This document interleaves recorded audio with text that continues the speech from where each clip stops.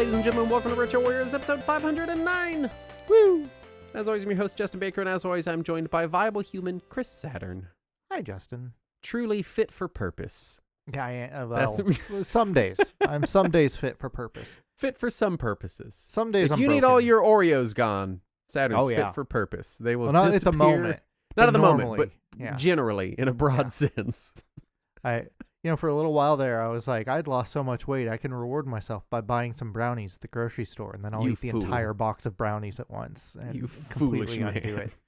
So I don't do that anymore. I still walk by the brownie section at the grocery store. I'm like, man, those were good. I missed those. Yeah. My treats lately are graham crackers. They're just enough of a cookie that my brain's like, yes, we had a cookie, but it's not, 90 million calories. For my lunch at work, I'll package my lunch and bring it there, and I always bring myself one treat in addition, but it's all like factored into my caloric take for the day, so I'm allowed to have that treat. Yeah. And lately, my treat I found was, those Hello Panda cookies? Yes. From Japan? They've recently released a Hello Panda cookie that is pretzel. So it's a pretzel, but it's filled with the Hello Panda cream. This sounds dangerous. Oh, that's so good. But they're like pre-packaged in a portion that I'm allowed to have. Well, that's good. Yeah. Housekeeping. Guy is not here this recording session. Yeah. I think this is supposed to be his recording session. So I believe it is. So I'm going to mention that he's going to be off. 2 episodes from now, we will probably do a Guy episode. Yeah, 511. He'll hopefully be here. Yeah. My week. I have continued down the path of hard modding, soft modding, adding hardware additions onto my existing consoles that have been languishing away in a closet.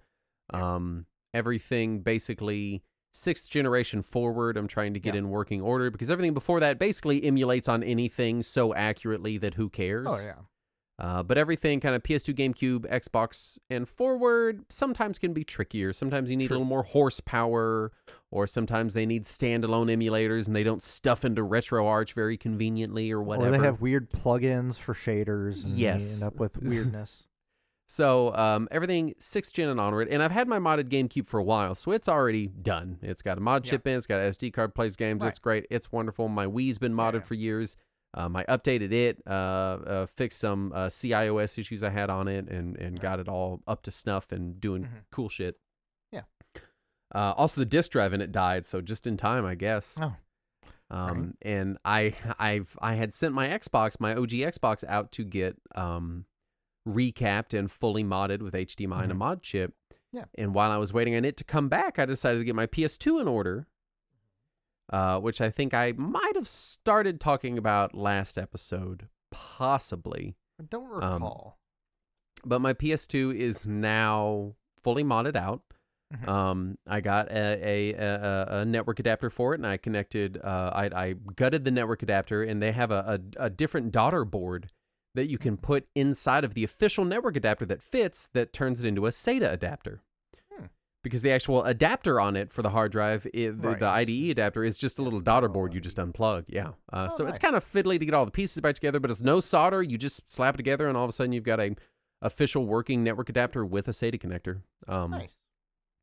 And then I went down the rabbit hole of PS2 soft modding. I've had my free boot so I can play burned games for a long time, but I wanted to get games put on my hard drive. And so I did the full PS2 soft mod, and here's the problem with mods like this is that PS2 soft modding has been a thing since about like 06-ish. Okay. So there are 2 decades of discussion, software, and best practices spread across forums, Reddit, chat rooms, and people's random blogs. And some of the information is extremely dated and useless. Yeah. Some of it is dated, but has always been the best practice, even over the last 20 years. And some of it is pretty rare that anybody updates with, this is the definitive, as of this year, everything you should do. Yeah. Some of it is new, but it is not as good as old stuff because the person writing the new thing wasn't aware of the old thing from 15 years ago. And some of it is developers that have started infighting and cutting each other out of each other's products, so features have gone away that were previously there. Ugh. It's a nightmare. It's a mess. But I eventually found a person online who, so late in the PS2 lifespan, there was I guess a hard drive firmware that was released in Japan. I'm guessing they sold hard drives with this firmware on it. I don't know much about it, but it was called PSBBN, and it is a kind of a modern internet-enabled firmware that was only on Japanese PS2s, kind of like and it allowed you PSN. Do what? Like a proto PSN. Yeah, like a proto PSN. And it allowed you to go online and look at upcoming games and trailers. And I don't know if you could download stuff like games or not. But it was just a really nice, slick, internet-enabled interface. And someone online has English translated it and made it compatible with these legacy PS2 software tools so that not only do you get to experience a late-era Japanese PSBBN PS2 with a cool, like, web-enabled interface back when that was an exciting thing. Right, yeah. But it also works with all of your backups and loads them off your hard drive and puts them in alphabetical order with nice color art and stuff. The problem is it's slow as shit because, as you can imagine, using a PS2 as what is basically like a web-enabled front end is just slow. That's like how when I have my mode in my Sega Saturn, if I turn on box art, it suddenly becomes the slowest slideshow ever. Yeah, it's kind of like that. It's like I've got a couple hundred backups on there of all my PS2 games.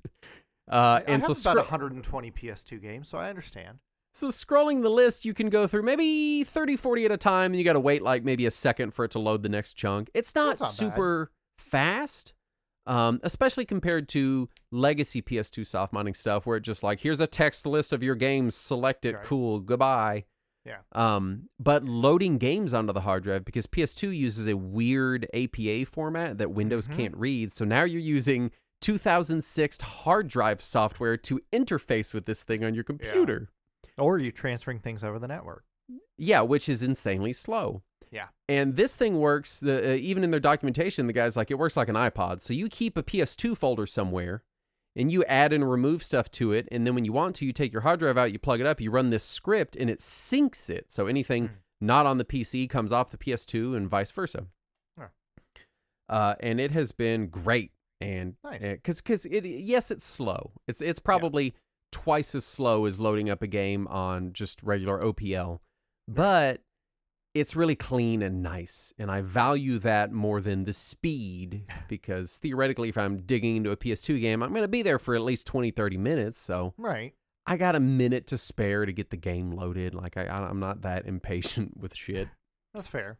All that to say, I got it all working. I've got it all set up on my TV, and I've been playing some PS2 games. I went back. My test game had been Gradius 5. Nice. Because one, it's a CD-based game, and CD-based games must be converted to ISOs from the QBin format to work in this software, or to work on soft-modded PS2s in general. Although, again, some legacy stuff says you don't have to, but in my experience, you do. So it was my test game. So anytime I would make a change, because we're talking 20-30 hours of me fussing with this, right? Probably grand total. Every time I would make a change or reformat a drive or try to do it a different way, as I was fighting toward the end goal that eventually became, I want to do PSBBN, because I didn't even know it existed, because again, 20 years of software to dig through. It was my test game. So I played a bunch of Gradius 5, was reminded how mean that game is. What a mean game. I love that game. So, it's fun. It's a really fun game. But God, that second level is so fucking mean. Oh, yeah. It's tough. It's a mean ass. It's not nice. I had been playing a bunch of Soul Calibur 2 as well, a game I haven't returned to since it came out. And the worst version of Soul Calibur 2. Is it? Yeah. Is it the worst GameCube version? and Xbox versions are both better. I did not know that. I mean, I know they got, you got your one exclusive character, so you know, and PS2 got the lamest one with Hayachi. Yeah, and also, if I remember right, the PS2 version was the only one that didn't support progressive scan? No, it had progressive scan. Oh, does it? Because I tried to enable it, and the shitty upscaler I'm using took a dump. Yeah, there was something weird with its performance or something. Yeah. On Now, PS2 to enable progressive, you have to hold triangle and cross while you boot it up. Right, yeah, that's how most PS2 progressive scan games were.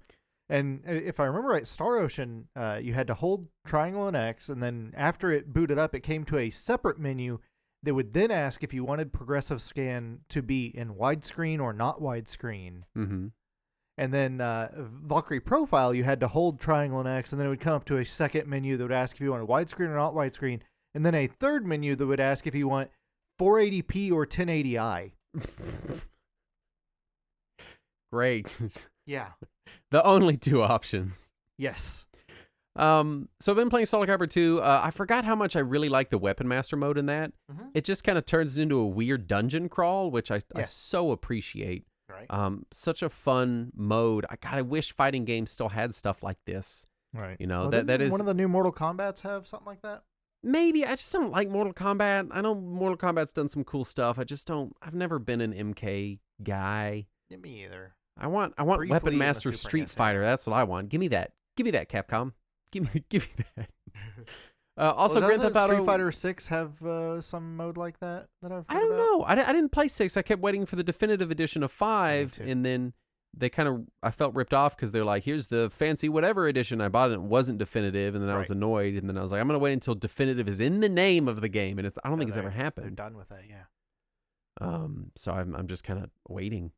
Also been playing Grand Theft Auto San Andreas. It's just a game I have a lot of fond memories of, and it was the game that I had a save file for, so I was using it to make sure memory cards and stuff were working in whatever software I was in then. And also, it really kind of makes the PS2 chug a little bit. And so I wanted something that was going to kind of push it some, depending on whatever I was software. So these were kind of my three testing cases. Yeah. So I ended up playing a bunch of those. I forgot in Grand Theft Auto San Andreas. First of all, the pop-in is so bad. Yeah. But then also, the game has this orange hue to it. Because for people that don't know, the PS2 was dust filter. PS2, like the emotion engine in the PS2, like could do fancy fog shit. Yeah. And I guess they use that in San Andreas, so it would do this like really, like if it's sunset in San Andreas and you're running around, the sun would hit just right in some weather environments. Yeah. And you would get like extremely orange hues. The game was so orange that I was like, oh no, my PS2 needs a recap or something. Like it's broken. This game is like highlighter orange slathered over top of it.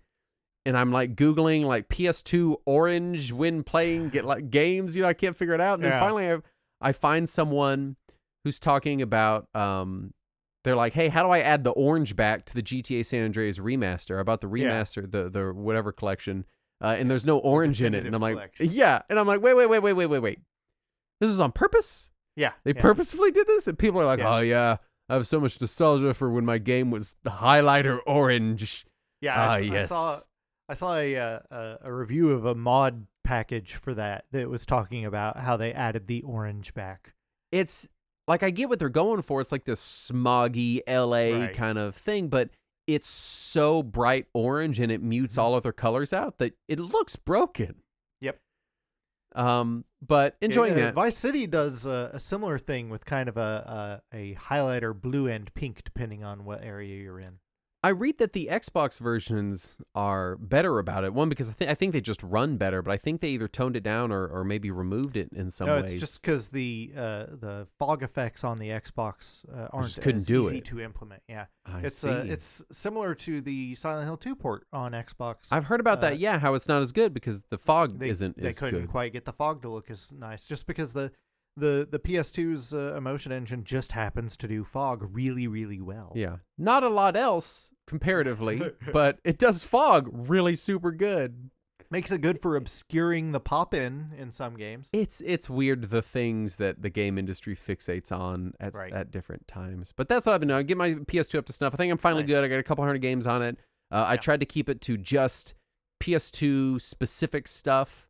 And so the multi-plat games I think I'm going to run on Xbox. So of my 6th generation stuff, GameCube and PS2 are going to be mostly exclusives to their consoles, and then Xbox will be all the multi-plat shit. Because for the most part, multi-plat stuff on Xbox seems to run better. So yeah, when I went into that generation, I was all in on PS2, just because of how much the PS1 catered to my interests specifically. Sure, yeah. So I was very much all in on PS2 at the start of that generation. By the end of that generation, as I got a better TV and better cables and was just generally more aware of what was better on which platform, PS2 became my least favorite platform. And so I would always target GameCube or Xbox first. And only if I couldn't get something on GameCube and Xbox, I guess I would settle for the PS2 version. I will say, I didn't know how hard it is to get a good image out of a PS2. It's hard, even with upscalers, because so many games are interlaced. Yeah. And getting good interlace out of the PS2, most stuff deinterlaces using bob and weave, which makes it look flickery, which, I mean, CRTs are kind of flickery, but, you know, True. if you're on a flat screen, something flickering, it looks like the image is physically moving up and down. It's very weird.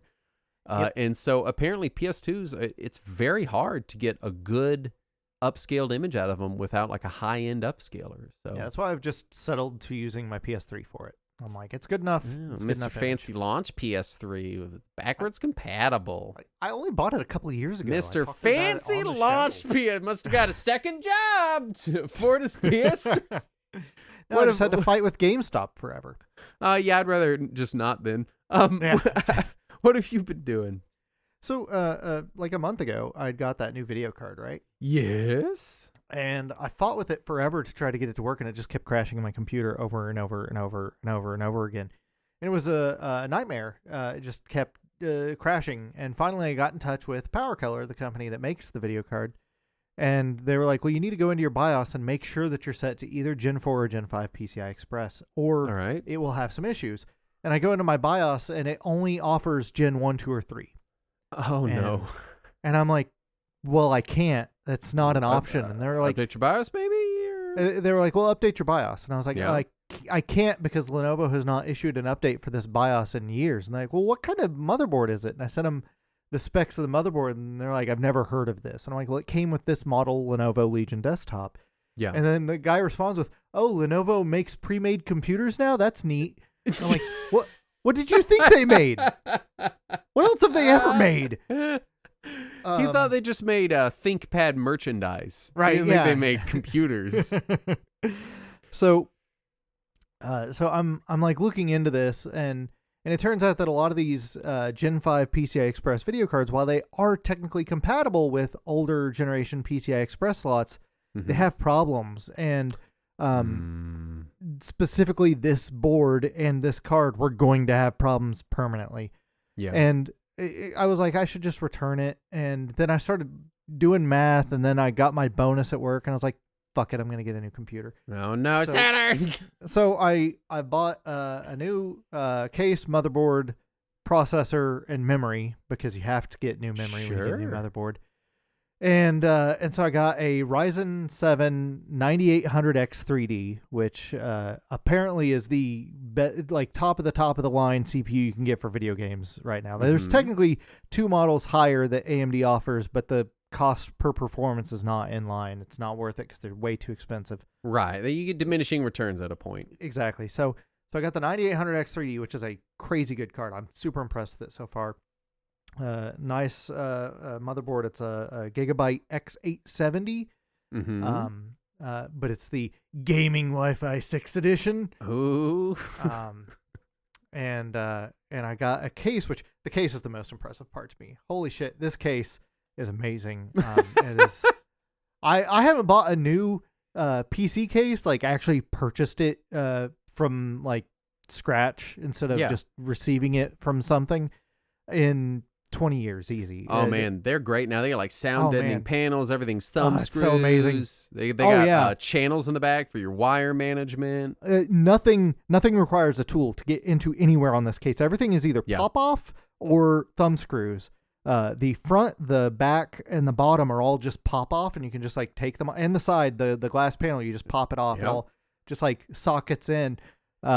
Mine's like 10 years old, and it's even got like magnet. They finally embraced magnets on computers now, like magnet-on meshes to go over your fans. It's got a lot of that. Yeah. Oh, they're so nice. So nice. I was looking up what model it is. It's a Lanley Cool 207 is the model number. Yeah, the Lanley ones are real good. Those are good good cases. Yeah. So that's so not only a new modern case, but also a real good brand. Oh yeah. I'd always known the Lanley was a good brand. Like even back in the early 2000s when I got my last case, all my friends were like, "Oh, you have to get that brand. It's the best brand." And I was like, or I could get this shitty case that I found at First Saturday for $20 because it has a Pac-Man shaped power button. Yeah. You could. Which I did that. That was my case for years. Anyway, it was cool because the power button was Pac-Man shaped, and then the the access light and the reset button were shaped like pellets that he was eating. It was so cool. God. Anyway, so dumb. Anyway, so I got this really nice case now. Got everything set up. It's a super nice setup. Get it home, plug it all up. Yeah, and just the routing in this case just super impressed me because you see no cables. You feel like such a dweeb because you're like, let me tell you about my new computer case. But they really are getting a nice computer case because for people that's never built a computer, building a computer in a shitty computer case is a fate worse than death. That's what I was used to though. Awful. I just assumed that was what everyone dealt with, and just we had these expert. No, they're great now. Cable management people. I didn't know you didn't know. I had no idea that things had gotten so nice. Like, and I've got a front mounted power supply in this case. Oh yeah, nice. So the power supply mounts in the front, and there's this little teeny tiny extension cable inside that runs from the power supply to the back, so that you can still plug it in the back. Right. But the reason for that is it has these fans mounted like dead square in the center of the case that just point directly at the video card. Very nice. It's crazy. It's weird as hell. Anyway, so I get all this home, plug it all up, and it doesn't power on. Yeah. Well, every computer I took because I just built Andrew's dad a new computer, and we put it all together. I hit the power button, and nothing happened. He's like, "What happened?" I was like, "They never turn it on the first time." Right. You gotta fuck with it for an hour. It's like it has to absorb an hour of the technician's soul before it's able to power. None of them power on first try. That's why you don't even close them up. You put all the shit in there and you hit the button. You go, of course it didn't work. And right. And I knew better than to set it up where it was going to be or anything. I just plugged it all in, powered it up, nothing. And I had the same results with that server that I made last month. Yeah, I remember. So I was expecting that. But I powered up, and it's got the little warning lights to tell you what could potentially be your problem, and it was given the light for the RAM. And I was like, okay. Well, I read in the manual that these new AMD boards require up to 10 minutes for it to give the memory or give the RAM a memory before it will power on. How weird. So I'll give it its 10 minutes.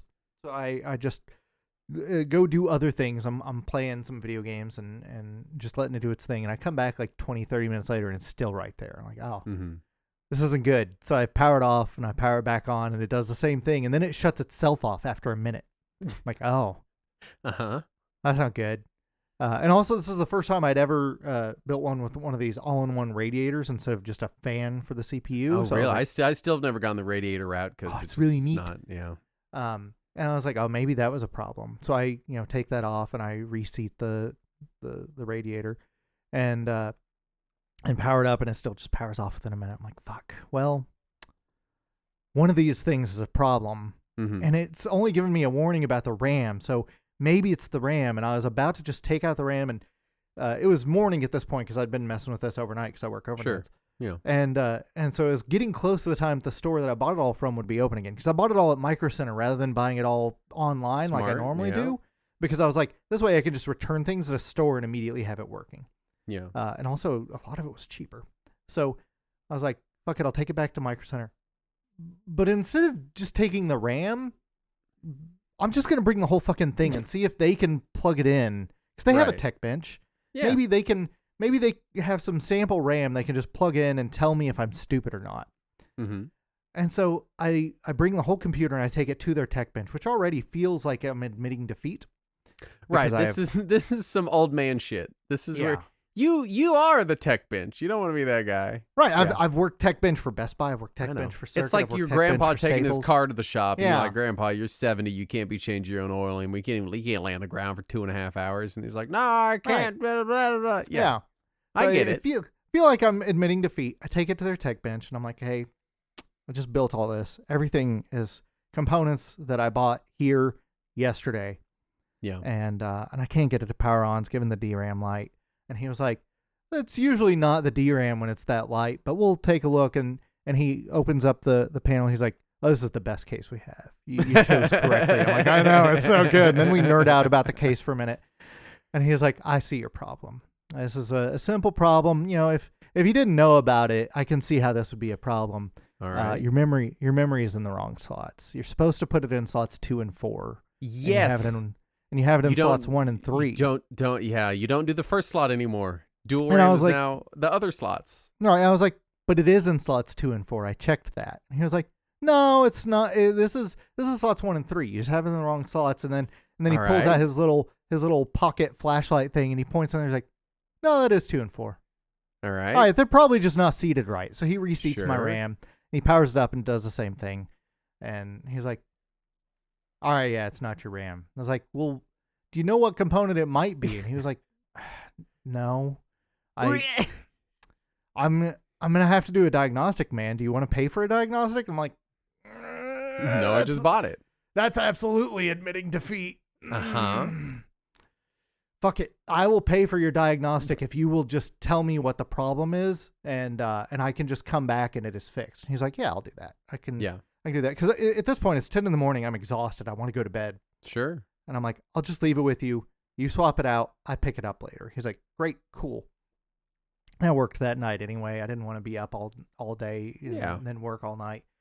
And so I learned that their tech bench texts you instead of calling you, like all the tech benches that I worked at, and that's much better. I just get a text, and I get a text during the day, and he's like, "Hey, it's a bad CPU. We just need to replace it. Do you want us to replace it?" And I said, "Yeah, replace the CPU. It's fine, cool." And then I had to go to work, and I assumed that the next day when I would wake up, it would be ready. But it was the next day would have been a Sunday, and they wouldn't be awake when wouldn't be open when I was awake. So I didn't care. So I was like, "Fuck it, I'll pick it up on my next day off. You guys just replace the CPU. It'll be great." And then the last day that I work, which was Monday before my weekend, I hadn't gotten a text back from them yet. I was like, "What's going on?" So I call them because I don't know if they can receive response texts out of the blue. And so I called them and I'm like, "Hey guys, I never got a response. When that CPU is replaced, right?" And they're like, "Well, no, it'll be like 3 weeks." Oh my God. Like, what do you mean it'll be 3 weeks? You just have to go over to the shelf, pick one up and put it in there. And he was like, "Oh, you wanted us to use one off the shelf? All right."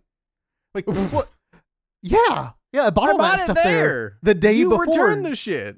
And he was like, "Oh, sorry, that didn't get saved in the notes, so they didn't know that you bought it here. My bad. I'll go grab one off the shelf. I'll swap it out. You'll be good." Yeah. Cool. Great. So he does that, and then I get the text message like 40 minutes later saying, "Hey, it's all ready for you to pick it up." Like, "Great, I'm at work. I'll get it tomorrow." Yeah. So I go up there the next day when I wake up, pick up the computer, and he's like, "All right, it'll be $600. I'm like, "Oh, I'm sorry, what?" What? And he was like, "Yeah, the CPU is, if it's a $500 CPU, it's not on sale. So, it's between the diagnostic and the CPU, it's going to be $600." I'm like, no, you're supposed to exchange the bad one because I bought it here. He's like, "Oh, they didn't put that in the notes." I'm like, "What motherfuckers? What, do you guys have notes?" No, they just text each other. Don't you get it? Yeah, right. So yeah, I paid my $60 or $70 for the diagnostic. I got it all home. Everything's fine. And it works. Yeah, it works. It's fantastic computer. And then I'm installing all my shit. I install Linux to try out VFIO, which is the thing that lets you run Windows in a VM, but let it have full access to your video card. Ooh. And that way, you don't ever have to boot into Windows. You can just run it through a VM, play your games that are Windows games that don't work in Linux in the VM. It shows up full screen through a VNC window, effectively. And there's no perceptible lag or major performance hit? No, because of VNC, because it is VNCing through Looking Glass into the VM, there is no perceptible lag. Oh, works 100%. That's exciting. The problem is, I have an AMD video card, and my onboard video card is also AMD, which means that they both use the same driver, and it really confuses the fuck out of VFIO. All right. So I cannot use it. It just will not. Like, Windows cannot grab the real video card without also trying to grab the integrated video card, and then Linux has no video card, doesn't know what to do, and it kernel panics. Yeah. Well, just wait for kernel updates. The wisdom of the ages. Yeah. Wait for a kernel update. Yeah, basically. So I can't do that just yet. So I'm playing the games that are compatible in Linux. The games that are not compatible, I'm playing dual boot Windows, which is fine, I guess. Yeah. And so I start playing with all of it. And it all works. So I open it back up to put the rest of my hard drives in from my main computer. So now I have all 7 of my hard drives in it because I'm a fucking lunatic. Mm-hmm. Mm-hmm. And then I plug it all back up and it doesn't power on. And now it's giving the VGA light. Oh, no. And I was already having problems with this video card for my computer before. So I was like, oh, no, what if it really is a problem with the video card? And I'm sitting there fucking with it. I put a different video card in, powers up fine. No, it was a video card. And so I put in a different video card in, powers up fine. Put my good new video card back in, does not power up. I'm like, oh, fuck. And it's the morning. It's almost time for them to open up. So I'm like, God damn it. I'm going to drive back to fucking Micro Center, which for people who don't live in Dallas, Micro Center is in the fucking armpit of Dallas. Yeah, I think my joke was it's like going to an unlabeled gin bar in an alley. Like, it just sucks. It's the worst place to get to. Oh, yeah. It's at the intersection of the 2 worst highways in Dallas that are both toll roads now. Yeah, and like around a fucking corner, so you can't even see the damn thing until you're on top of it. It's the worst. So I get to the Micro Center again. And they're like, "Hey, weren't you here the other night?" I'm like, "Yeah, huh?" I'm the guy. I can't get it to power on again after I put my hard drives in. And they're like, "Let's take a look." And the guy tries it and he's like, "Oh yeah, this is not powering on. It's giving the VGA light. Let me test this video card in another computer." And so they have this test machine that they just test video cards on. So he pops it in there. He's like, "It works. It's working fine." And he's like, "All right, let me put it back in yours." And he just rips it out of there without powering off. First, I'm like, "Oh my God." And he's like, "It's fine. Don't worry about it. We do this all the time." It's the test bench machine. It deserves it. Yeah. And I'm like, I worked tech bench long enough to know that we have that machine. Yeah. And he puts it back in and it still won't power on. He's like, "What the I can't get it to snap. I can't get the little PCI Express lock to snap. I don't think it fits in your case, man." I'm like, "It worked yesterday. It has to fit. This is a good case. I don't want to give up the good case." In. And then another guy comes over and he's like, "Yeah, it doesn't fit in this case." I'm like, No, it worked yesterday." And then their boss comes over and she's like, "Yeah, your anti-sag bracket is blocking it. You need to move that." And I'm like, God. What the fuck is it? Oh, is that the little latch that like holds it up? Yeah. And she's like, "Yeah, it's in the way." And so she just moves it down, plugs the video card in, then moves it back up, and everything's fine. She's like, "Yeah, you just got to move the anti-sag anytime you take the card out." And the other guys were like, "Oh, it does fit." The fact that we need anti-sag brackets built into our cases anyway speaks to the stupidity of the industry. Yes. It's all stupid as shit. I can't get into this dumb digression. Yeah. So anyway, all working fine now. Everything is great. It's beautiful. A fantastic setup. I did want to real quickly mention I'm getting 120 to 180 frames a second on most of my games. Oh, time to upgrade that monitor. Get some VRR up in there. So when I was picking it up that time, I was just chit-chatting while they were trying to figure it out. Did you win the lottery and not tell me? Is that what's going on? No. I did get like a $7,000 bonus at work, though. Hey, all right. There you go. Right. So all this is covered by my bonus. I'm good. So I'm sitting there chit-chatting with a guy, and I'm like, as long as I can get a solid 60 on all these games, I don't care. And he's like, "You're going to be able to get more than 60 out of this. I mean, as long as your monitor is VRR, you're going to be fine." And I'm like, "No, my monitor's 4K 60 even. It's nothing." He's like, "Well, have you seen the monitor we have on sale this week? It's 27-inch 4K 160 VRR, and it's only $200." I'm like, Well, I guess I have to buy a monitor while I'm here. It's great. Isn't it great? Tell me it's great. They're great. I can't tell the difference yet. But anyway, shut up. So anyway, so I got this really nice 160 hertz 4K VRR Acer monitor. It's really nice. And also, while I was back there looking at the monitors, they had this shitty Targus monitor that's 23-inch that was free with any purchase of over whatever amount. And I was like, "I just bought all this stuff the other day. Does this count?" And he was like, "You got a free monitor with your monitor?" So he threw in this shitty Targus monitor, which is great news because I learned that in Linux, I can't use HDMI 2.1 with my video card because the HDMI forum and AMD and Linux are all fighting about what is or isn't open source. And so anytime I use my old monitor through HDMI on Linux, it's just garbage. And this one supports DisplayPort, so it plugs right in. It works great. Honestly, this shitty Targus brand monitor, Targus, the laptop bag company. Right. They also make TSA compliant locks for your suitcase. Yeah. Well, apparently they make this one model of monitor that has a built-in webcam, USB-C input for display link, display port out so that you can daisy chain it to other monitors without using another input on your video card, and it's got a full USB hub with Ethernet built into it. How weird. And it was free. So it works fine. I tested a bunch of games on here. Doom Eternal is getting 300 frames a second. Forspoken is getting about 90 to 100 frames a second. But with VRR, I can't tell at all. Looks fine, except for the dialogue in that game is so trash. I wish I could just mute all the characters permanently. Final Fantasy 16, I'm getting about 60 frames a second. Silent Hill 2 is around 60 as well. Control is like 90. Death Stranding is about 140. Vampire Survivors is getting about 280 frames a second, even when it's going crazy. It's good. It's good. It's a good computer. I'm liking it. I'm hoping it lasts me 6 to 10 years. That's my goal.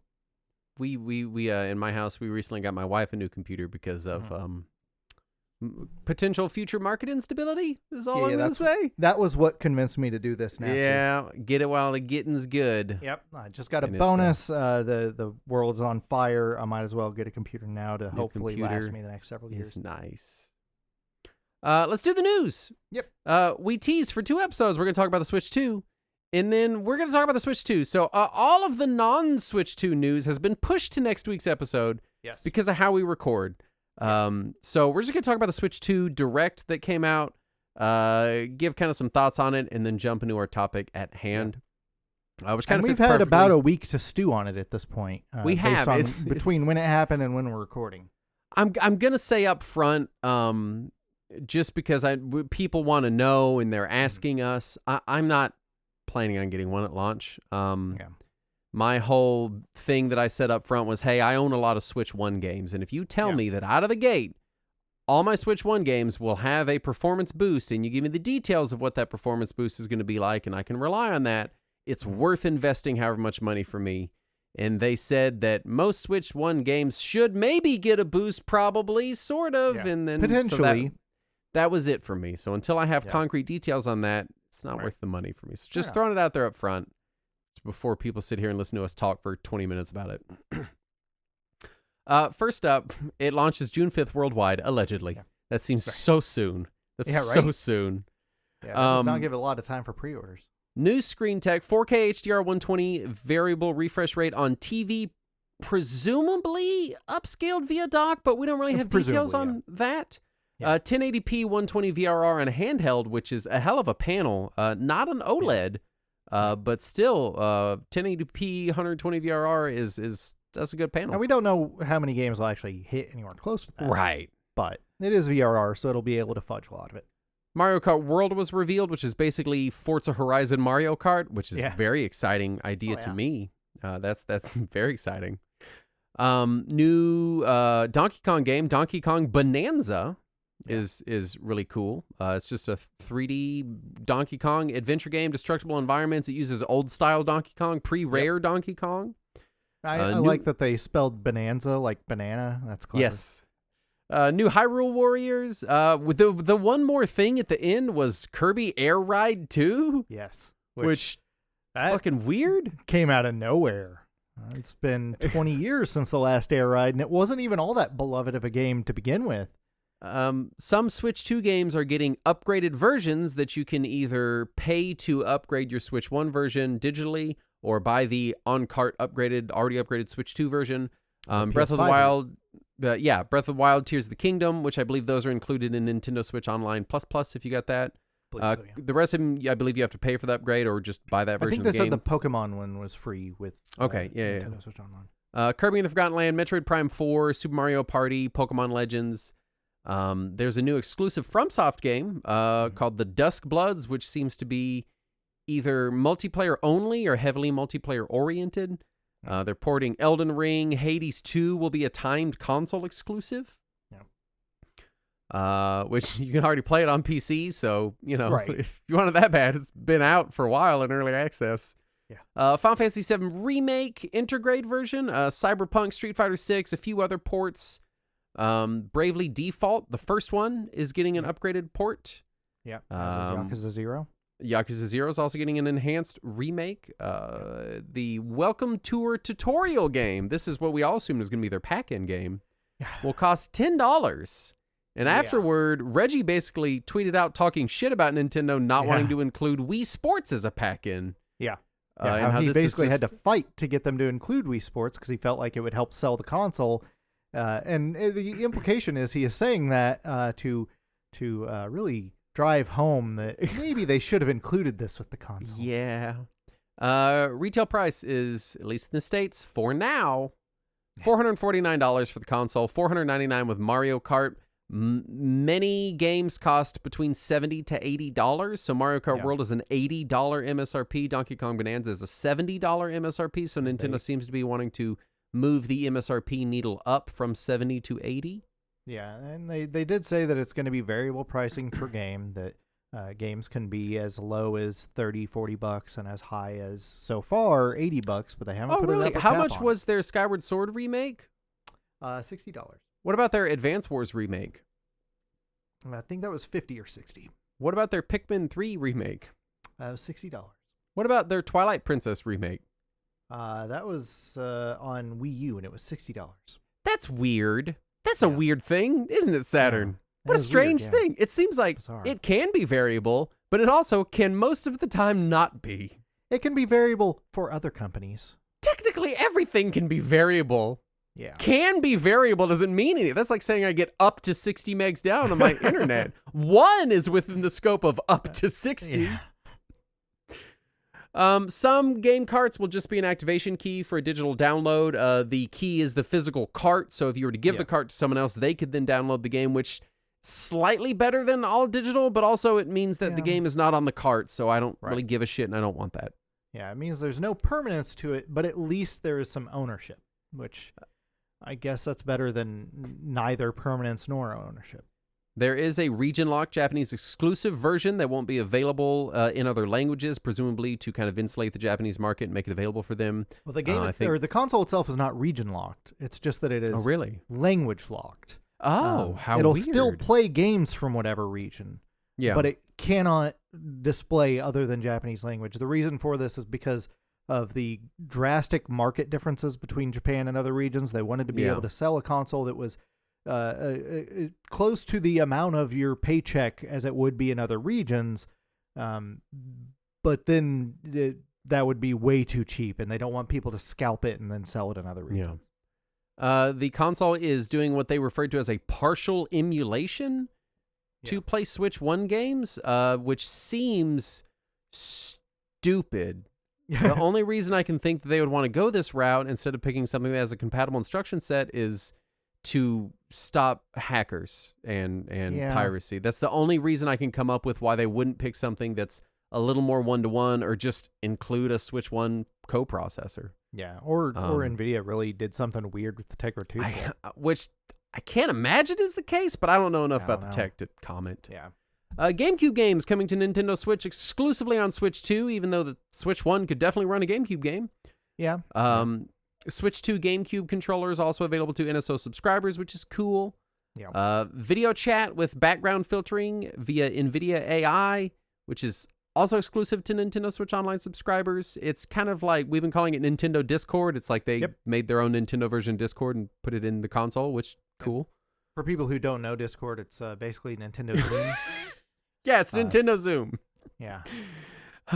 It's Nintendo Mumble. Oh, God.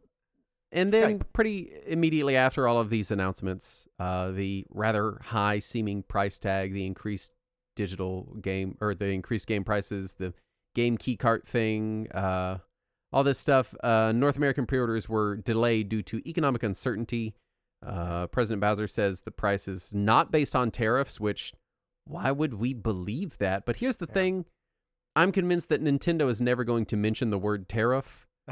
But absolutely, it's based on... What else would it be based on?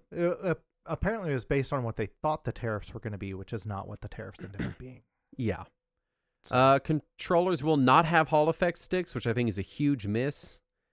Well, Bowser. the original Switch controllers never had any drift problems, right? Right. It wasn't a class action lawsuit or anything. No. Bowser says they have a console for people who can't afford the Switch 2, and it's the Switch 1, pulling a full Sony on us. Yeah, or a full Microsoft, because they've all played this game in one generation or another. I'll say this, and it's all I'm going to say on it. I think in the long run, I'll probably pick up a Switch 2 once the details and updates and title updates for all my Switch 1 games guarantee that my Switch 1 games will get the boost that I want them to have. Yeah. But until then, I don't see a software library that's warranting $500+ to me right now. Yeah, I see Mario Kart World, which looks super exciting, and Donkey Kong Bonanza, which looks pretty cool, and then all the rest of that I've kind of got elsewhere. Yeah, the only games that they showed that I was really excited about were Mario Kart and Bravely Default. Like Donkey Kong looks like it'd probably be fun. I don't know that I'm $70 worth of fun out of I'm 3D Donkey Kong. Like if it was on sale for $40, totally would buy it. Right. But 70. Yeah. It's not exciting. What I wanted them to come out and say was every Switch 1 game across the board is going to get a performance boost. It's going to be a noticeable performance boost. Also, here's some cool Switch 2 stuff. That's all I really wanted. If they had shown the exact same thing they showed last week, but also a new Zelda or Mario game, I probably would have been all in. Yeah. That Switch 1 Direct they did with Tomodachi Life and a new Tamagotchi game and stuff, that was more exciting to me than this was. There was more software that was exciting to me in that. So I've already forgotten most of the software from that one. How could you, Saturn? New Tomodachi Life. This is huge news. I don't care about that at all. I can't wait to put you in my Tomodachi village and watch you do stupid shit, and I'll just stand there and look at it and be like, yeah, that's what you get, Saturn. Which brings us to our topic at hand. Very late in the show. Yeah, we're basically at the end of the show. We're going to start the topic, which is Suikoden. Yay. For synopsis, Saturn wrote, finally, a JRPG with enough characters in it. That's my favorite thing about Suikoden, and it remains. It's probably the best thing about the game. It was developed by KCT, published by Konami, known in Japan as Genso Suikoden. Came out on the PlayStation in Japan in December of 95, in North America, December of 96, and PAL territories a year later in April of 97. Really, several months later, April of 97. It came to PC March 1998. It was ported to the Saturn in 1998. There's a PSP remaster with Suikoden 2 came out in 2006, but that was Japan exclusive, as was the Saturn version of the PC port. And most recently, the version we played for the show, the HD remaster, which included Suikoden 2, which came out on everything worldwide on the 6th of March of this year, 2025. Yes. I never played this game outside of kind of some fall simulation starts until this show. But I did work with a guy at GameStop that loved them, and he talked about how they were the best RPGs, and they went toe-to-toe with the likes of Final Fantasy VII and Dragon Quest VIII and all this other shit can fuck off because Suikoden is the best RPG ever made. And I went to his apartment one time, and I remember him taking a box out of his closet to show me his coveted most expensive game he owned, and it was Suikoden 2. Which was really expensive at the time. It was like it still is, but it was like $170 or $200 or something. Yeah. Which at the time for a PS1 game, PS1 games were free. Ludicrous. Yeah. Yeah. I mean, we're talking this is the early aughts, so PS1 games were trash you found in the gutter. Except for Suikoden 2. Yeah, I used Final Fantasy 7 or Final Fantasy Tactics to prop open a door for a while. That's insane to me because that one was expensive for a while too. That was a joke. I didn't even have it back then, but but yeah, it was an expensive one. So that was my experience until I sat down and played it for the show. Was that a guy promising me this was the best RPG ever made and nothing else was even close. Yeah, I got a similar pitch from somebody for the series. I'd picked them up early in the PS2 era. I got Suikoden 2 at around the same time. I was working at EB, and somebody happened to trade in both of them, and the copy of Suikoden 2 they traded in was still sealed. Oh, wow. He had not ever bothered to open it, and he had no idea that either of them were considered good or valuable. Yeah. And I was like, you can get a lot more for this, man. You can sell this on eBay for a lot. And he was like, no, it's fine. I just really want to pick up the new Madden. Oh, God. And so I think we ended up giving him like 35 for the second one and like 10 for the first one. Jesus Christ. And then I immediately turned around and bought both of them for of course, yeah, $80 total. But I sat down and played through both of them back to back. Really enjoyed them. My friend who sold them on me, he sold them well to me, but didn't oversell them. So I ended up really enjoying them. I thought they were a nice throwback to an earlier time, and I enjoyed it. Minor spoilers for my opinions on the game. I think I was oversold. I was oversold a bill of goods is what happened. Yeah. I enjoy them. I think they're both enjoyable as far as like throwback RPGs on a PS1. Speed me through the development of Suikoden. And also for people that are used to our RPG episodes, this one only gets one episode. The game's barely over 10 hours long. Yeah. So it's kind of hard to really cram 2 episodes. Although now that we're in the episode, I think we could have. Yeah. But here we are. Too little, too late. Tell me about the development of Suikoden 2. Or Suikoden 1, pardon me. Yeah, Suikoden 1. So just a quick background before we get to it as far as the inspiration, the naming, all that.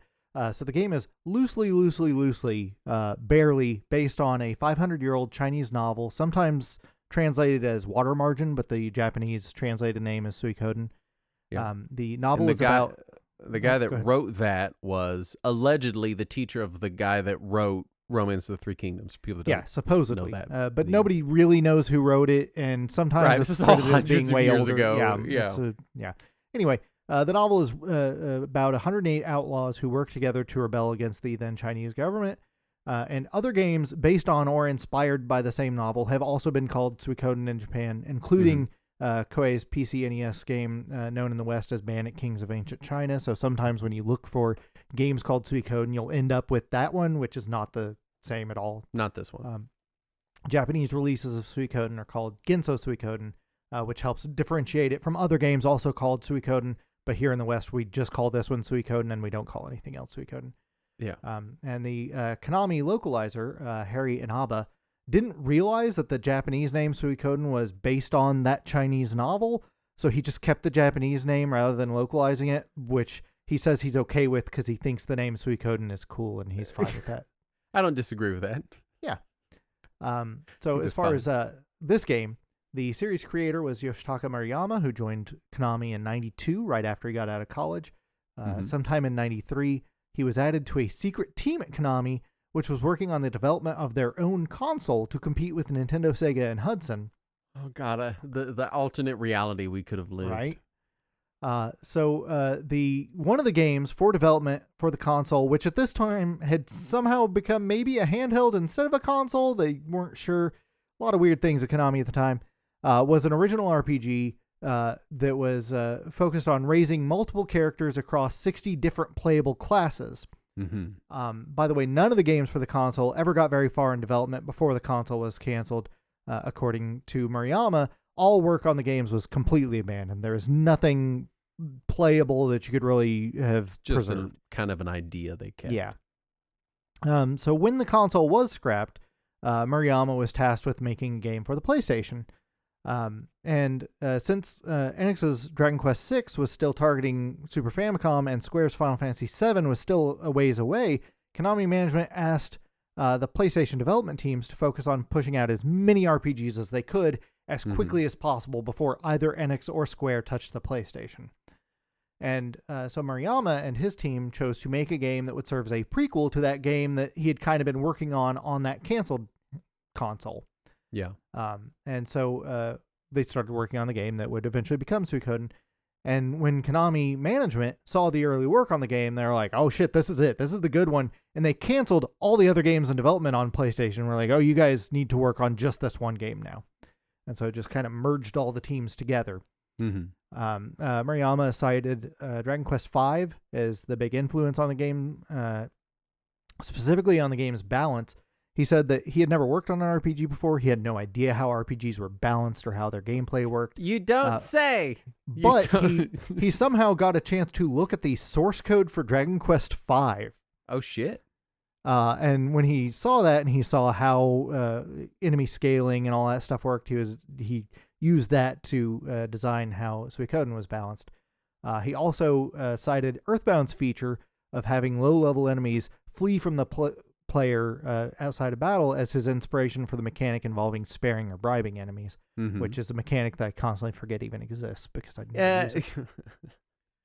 Once you reach a high enough level and you're there. I have so much to say about this mechanic the entire game because it doesn't fucking work. This mechanic doesn't work. It's broken in the game. I never knew because I don't use it. Because here's the we'll talk about it, but I don't want to forget to talk about it. We'll get to it. We'll get to that. And also, while pitching the game's mechanics of recruiting and building up a massive roster of characters to Konami's management, Murayama used the example of the Chinese novel Water Margin, just to kind of point out how you would have this massive army. Right. And Konami's management completely misinterpreted that and were so excited that he was making a game based on Water Margin that they named the project Suikoden, and he didn't want to correct them because they were his managers, so he just went with it. This is the most Japanese thing I've ever heard in my life. Yes. Oh, that's exciting to you. Yes, sir. That's exactly what we're doing. No, I'll go wake everyone up right now and have them immediately begin doing all of this stuff that you mistakenly believed. Yes, sir. Yeah. So now there is exactly 108 characters. Sure. Great. That's what we're doing. Yeah, we were going to do 30, but 108. Yeah, no, just like the novel. Yes, sir. No, I don't need to go home tonight. We'll set up the cots. The reason this episode is not going to be is only one episode is because the story in this game is pretty basic. The nature of having to recruit 108 characters means that you don't really get that deep in a lot of the little side stories and threads that pop up. And the story and the series gets better about this as it goes on, where it learns how to juggle its 108 characters and also having more depth to them. Yeah. But it hasn't yet. And so the story is pretty bare bones on paper. Yeah. So Saturn, why don't you take us through the story, and it will not take long. No. So we start with our unnamed protagonist, who is named Tyr McDole in the novelization, so I'm just going to call him Tyr going forward. I named my guy Tyr as well. I did the Google thing where you default name Suikoden because it didn't volunteer it. So what's funny is you can transfer your save data from each Suikoden game into the next one, so that there is some continuity. And when you transfer your data on the PS1 anyway, not in the remaster, but from Suikoden 1 to Suikoden 2, you can later meet your character, and it's supposed to keep his name, but the translation fucked it up. And so it just takes the first letter of his name. And so normally if you don't name him, it just calls him McDole. Yeah. So if you didn't transfer in data from Suikoden 1 and Suikoden 2, it just calls him McDole. But if you do transfer data, it grabs the first letter and just pins it to McDole. So in Suikoden 2, my character is always Tickdole. Anyway. So you have Tyr McDole. He's the son of Teo McDole, who is a prestigious general in the Scarlet Moon Imperial Army. And until doing research on this, I had no idea they were the Scarlet Moon. I was about to say, I don't remember the name of the army ever coming up. But they're just called the Empire. The Empire. It's the Empire, yeah. They're the Scarlet Moon Empire. The Empire, Darth Vader, Teal McDowell, they're all in the same Empire, same thing. Right, yeah, same thing. Same as the Final Fantasy VI Empire. So Teo, Tyr's father, is called away to lead his troops in the north, and Tyr and his retainers are all recruited into the Imperial Army. Yes. In their first mission, Tyr and his friends see that the Empire's army might be a bit corrupt. And, just a little bit. They encounter an enemy that they can't defeat, and Tyr's friend, Ted, uses an ability that no one knows he possesses thanks to a mysterious rune. Right. And at this point in time, you're traveling around with, again, just the people that live in Teal McDowell's house. Yeah. You've got Cleo, you've got Gremio, who's like your butler, kind of. Yeah, or he might just be obsessed with you. I'm not sure what Gremio's whole thing is. It's never really clear. It's like Gremio is there to protect you, but not really a bodyguard. But then I don't really know. He has what's an going axe. On with Gremio. Yeah. And you got what's his name that exists only to betray you. Yeah, Pawn. So yeah. Yeah. So and then Ted uses the ability, and then Tyr's commander then reports back to the Emperor about Ted's ability, and then Ted is attacked by Imperial forces in an attempt to collect his rune, and he barely escapes with his life, makes it back to Tyr's house where the rest of the crew is, Pawn runs away to rat out Ted's location to the Empire. Right, loyal to the end. Yeah, Imperial troops show up and kill Ted, and with his dying breath, Ted passes his rune on to Tyr. Tyr and his friends escape, and then with the help of a random dude they meet named Victor, get out of town and join the rebellion. And Victor, as far as I can tell, is just like a thief. Just yeah, a guy running around town stealing shit. He gets a little more development in the sequel, but not a ton more. Okay. They talk about his background with Neck Lord, which is the dumbest named villain I'm ever. so glad you brought up the Neck Lord, as in Necro Lord. Yes. But they call him the Neck Lord, like necromancer and lord smushed together in the most uncomfortable way possible. I just like to think he has a really impressive neck. Because Victor has a subplot where he gets this like living, like Elric style sword. Yeah.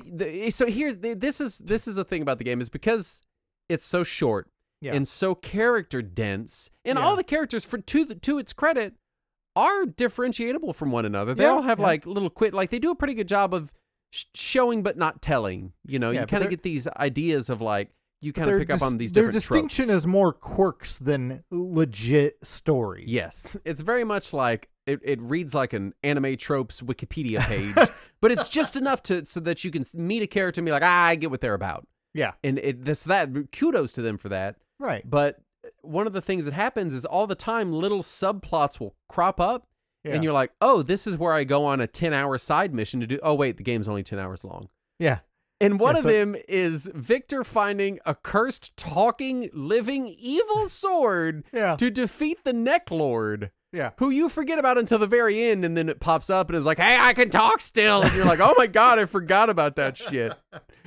Yeah. It's so weird. He can still talk in Suikoden 2. Good. I'm glad. I hope he talks a lot more in Suikoden 2. Nope. Shit. So Victor shows up, recruits you into the rebellion, and brings you to Odessa, who's the leader of the rebellion.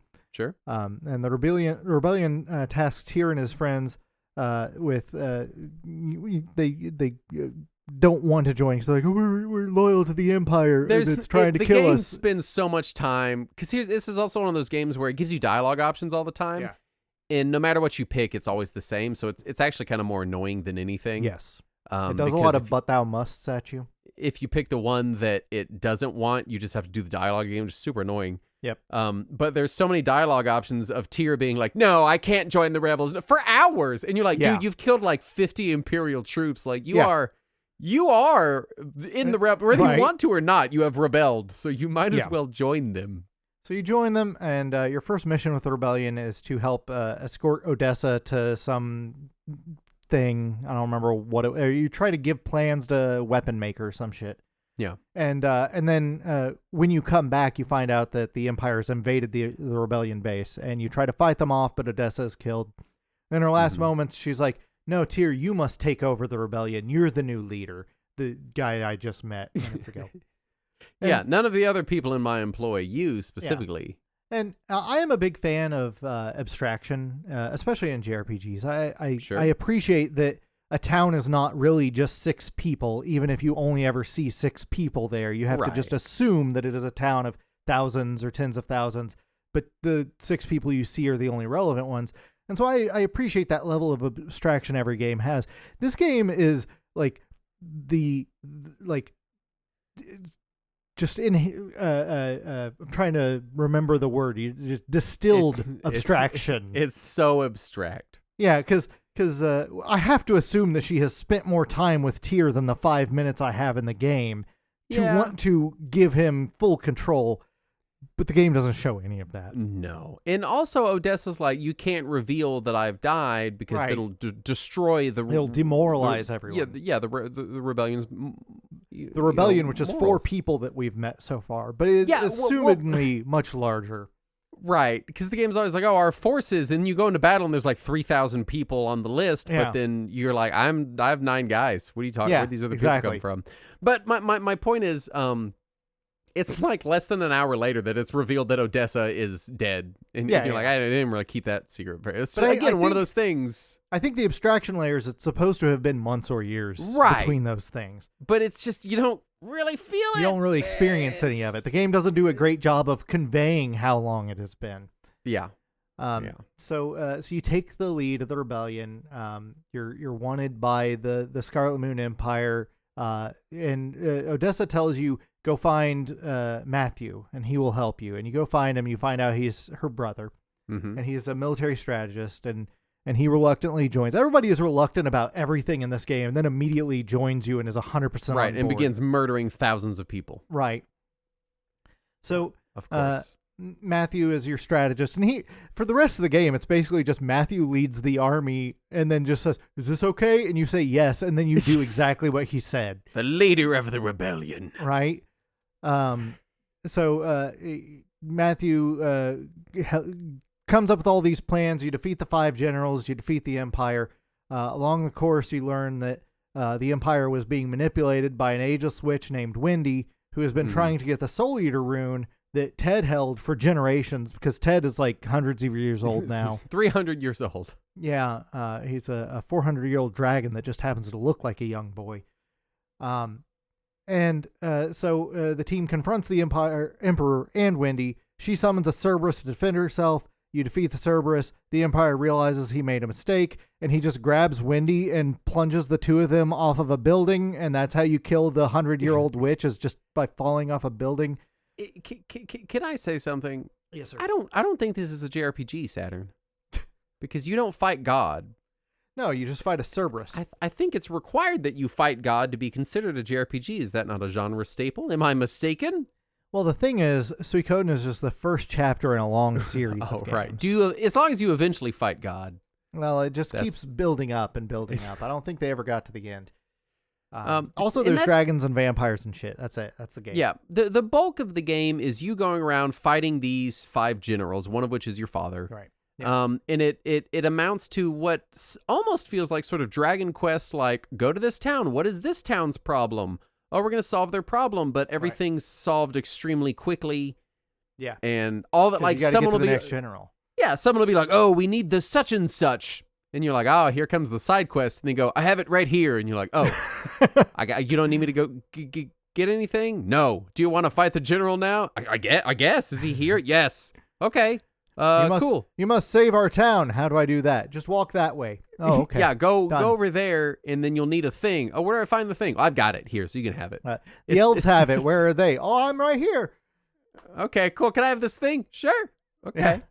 There you go. Like, there's really... And sometimes it'll be like, we must, you remember the dwarves that we met hours ago? We need to recruit their help. "Oh, okay, I'll go do that." "Oh, we already called them. They're here." Yeah, they're here. Yeah. Which on the one hand, it's nice because sometimes the side quests get to be too much, but also it's like, you're like, what am I supposed to do? What am I doing here? You're hitting the button.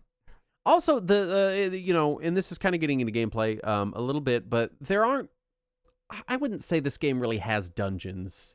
No. It has it's got a couple of like small mazes. Yeah. But they're very linear. None of the in air quotes dungeons even remotely approach the complexity of even like the first Final Fantasy. Yeah. Yeah, it's all pretty straightforward. There's a couple of puzzles, but they're so easy that you're like, is this a joke? Are they fucking with me right now? There's that one roulette wheel. Yeah, that's not really easy or hard. That's just randomly roll the... Yes, there's a couple puzzles where it's like, randomly move forward. And you're like, oh. It very much, looking back, you can tell that it feels like a game that they were trying to shit out real quick before NX or Square could put something out. So I just want to say that, like, between the story being so rapid fire, between there being, like, even, like, the end of the game, you're like, all right, this is the end of the game, or the in-game dungeon, it's like, walk linearly up these staircases, and you're like, oh, is that it? Well, no, halfway up, there's a room over there, and there's a chest in it with some money. Oh, okay. That's money that's that you can never spend again because you've already passed the point of no return. Yeah. So it definitely feels like it's like the game is trying to hurry to be over. It's like, no, we got to be done. It's like it's like the game that needs to be home for dinner, and you're like, shit. We really want to finish the story, man. But I do think it's the brevity is the only reason the game does end up working. We'll talk more about that. Let's talk presentation real fast. It's an early PS1 game. I think it looks pretty good. I've played the original game a little bit, enough to see what the graphics are like. I'd say it looks a little bit better than the average Super NES game, but not quite as good as the very, very late gen Super NES games. I will give them credit. Some of the enemy designs are really cool. Yeah. I never saw any of the enemies' names because I auto battled through the whole game. But like one enemy is just a big naked gold man. Oh yeah. And that's the whole. I love that guy, and he floats for no reason. Big naked gold floating man. Is he a statue? Is he a man? I don't know. But we killed him. But there's some just really cool, interesting kind of abstract monster designs. I think are really cool. I always was really impressed by the way that all the enemies and characters all interact effectively at the exact same moment in battle. Like after you enter your commands and hit go, they all like jump at each other and do all the things at once. Yeah, because it's for people that don't know, it's a 6-person party system. Right. The battles are pretty big in the realm of early JRPGs. Right. The music is basically Flute Track's greatest hits. Hope you like Flute Tracks because you're going to be hearing the one that's like doo doo doo doo doo doo doo doo all the time. Yeah. Lots of flute tracks. Victory music also flute track. Really, I think what they hired one flutist, and they're like, we got to make a sound flautist. Flautist makes me think of flautas, which are like tortillas. But I digress. A lot of flute tracks. So if you like flute tracks, this is your fucking game. Yes. It's one of those games that wants to excite you with its variety, not with its fidelity. It's a decent looking game, except for the remaster, which looks like fucking dog shit. They made the game look bad. It's okay. It's not okay. It's not okay. You looks said it like an RPG Maker game. It does. It looks bad. Yeah. They kept the sprites for everyone, and then they did like this very, like, did they AI upscale all the assets or something? It doesn't look as good as AI upscaling.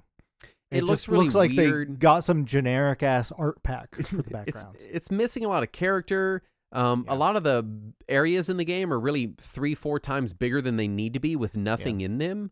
Yeah. And so this very like barren, boring art style in the remaster makes everything just look kind of empty and flash gamey. It's very strange. That's true, yeah. Very strange. Let's talk meat and potatoes. We got gameplay. Yes. This is kind of your standard random encounter JRPG, where you go to the town, you talk to some NPCs, they tell you about a key character you go speak to, and then they have some kind of problem that usually is solved by something they already had in their pocket, and then you have to kill a guy. That's kind of basically. That's kind of it. The inventory system is basically the inventory system from Earthbound, and which is itself the inventory system from Dragon Quest II. Yeah, and it fucking sucks here, especially in a remaster. Yeah. There's no shared party bag. Nope. Which take it back, I think Earthbound had a party bag. Nope.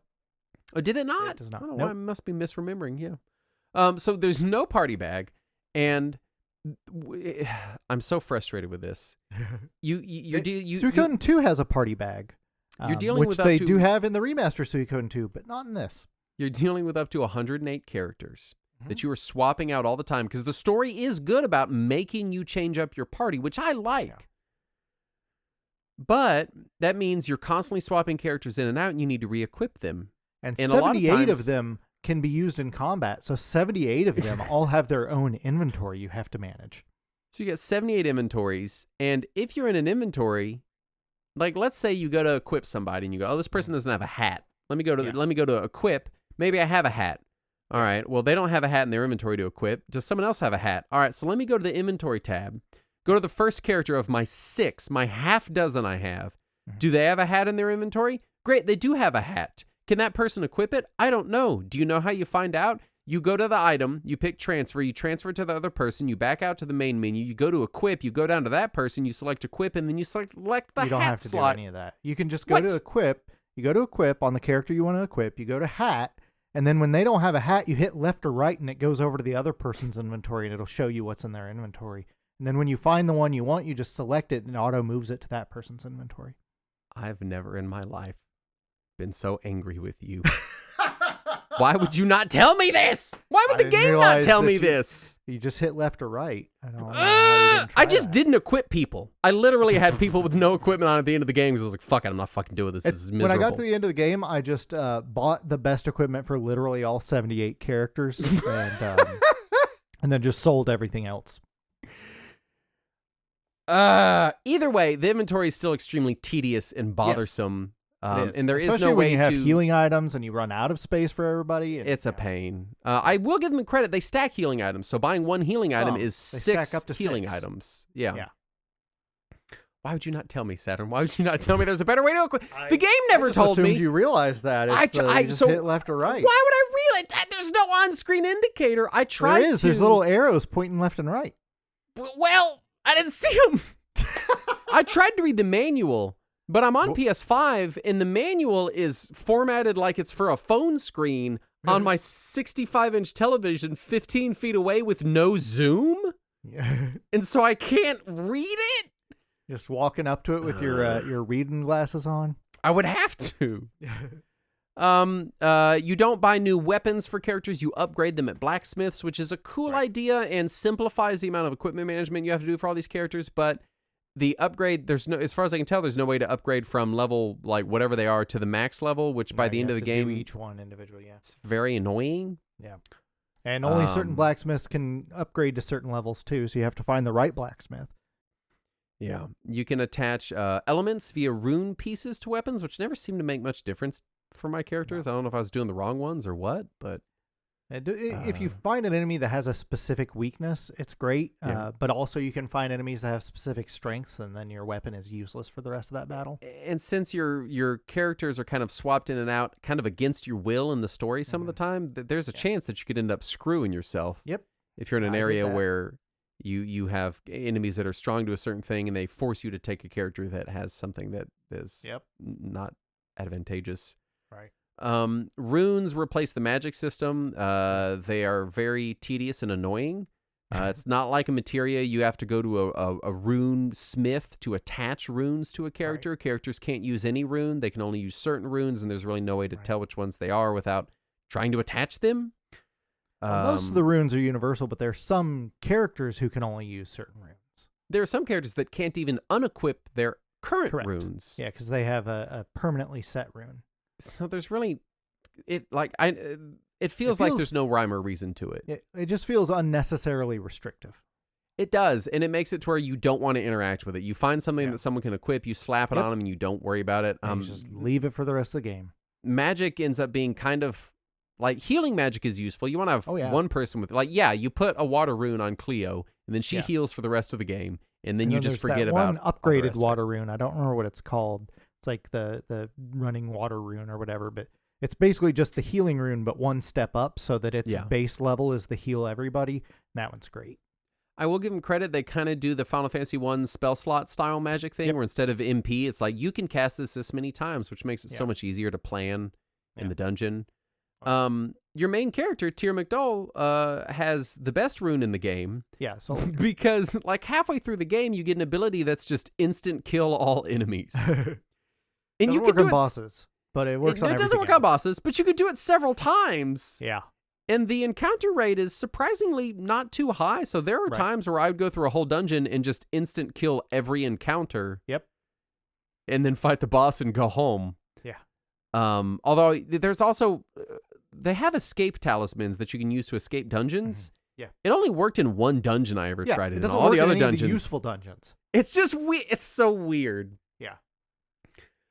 Combat, we talked about this. It's 6 characters. It has rows, and characters have reach, so you can't put short reach characters in the back, or they can't reach the enemies and stuff. Yeah. Which adds a little bit of strategery, except for again when the game forces you to take certain characters, and the other characters you have didn't really fit. So now all of a sudden 2 of your characters can't attack, so you have to teleport back to your base and fix some shit. Rearrange shit. There is an auto combat option, which I used in literally every battle in the game up until the final boss. The game is pretty simple. I think because of the lack of depth. Again, the rune system is much like this game. It's a mile wide and an inch deep. Yeah. And it's one of those things where there's just not a lot of complexity that I'm they not can even rely sure on. if it's a mile wide. It might That's be like true. 8 feet wide in an inch deep. What it feels like to me from a design space perspective is like, hey, we can't add that much complexity because we don't really know what the hell you are and aren't going to have, and there's a million fucking combinations just by virtue of being a bajillion characters. Yep. You know, and so it's this thing where, there's this sort of JRPG trope where you're like, all right, we're going into the frog dungeon. We need to all be frogs and have frog-related spells equipped to do frog things. Yeah. And I like that. I think that's cool. These, like, themed dungeons. This game is just like, you're going to have some people. We might make one of them be Victor.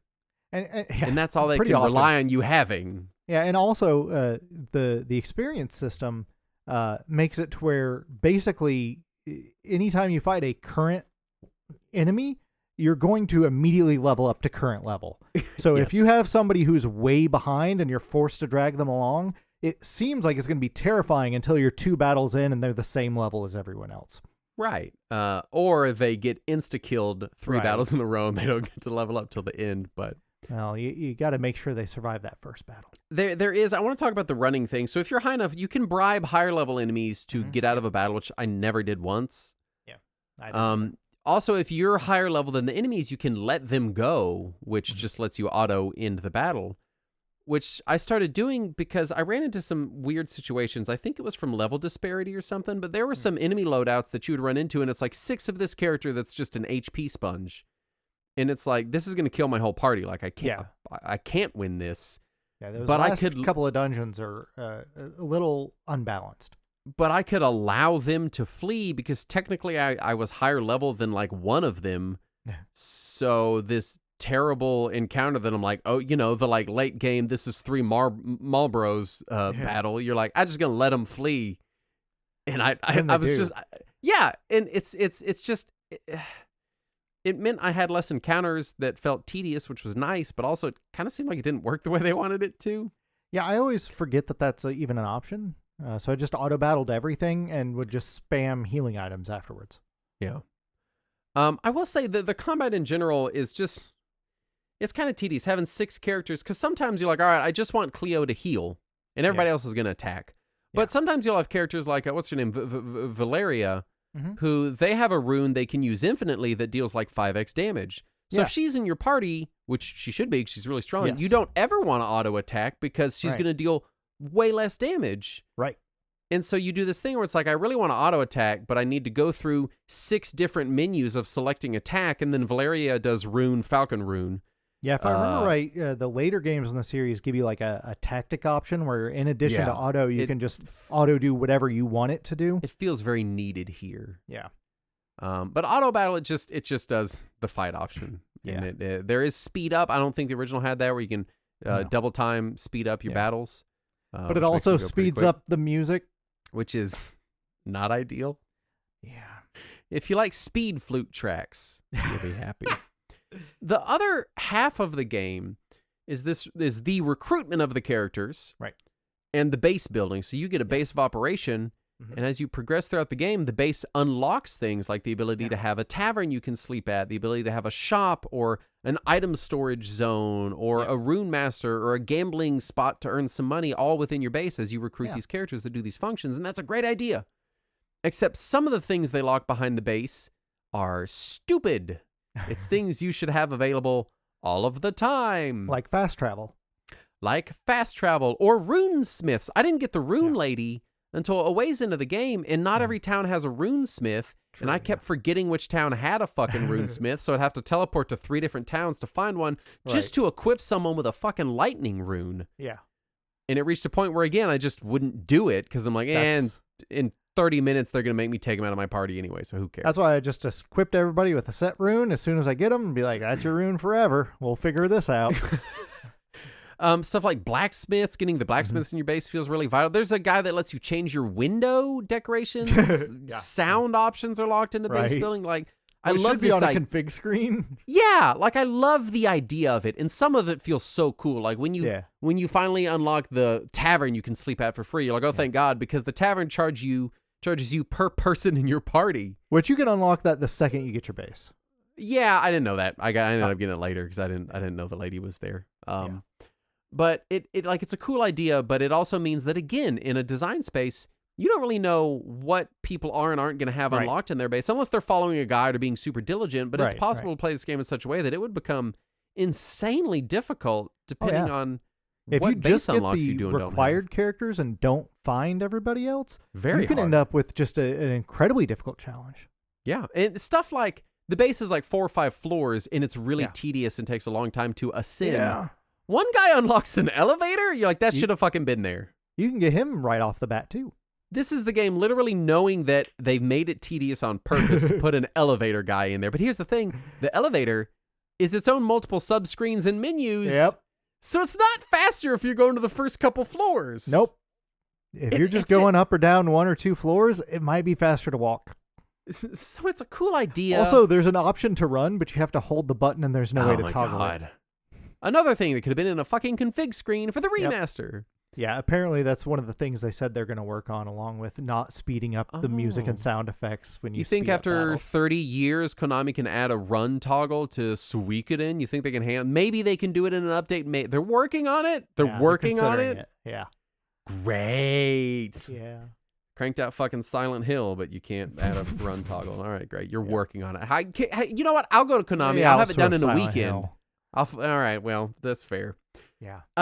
So again, the base building it's really cool, but it feels kind of unrealized.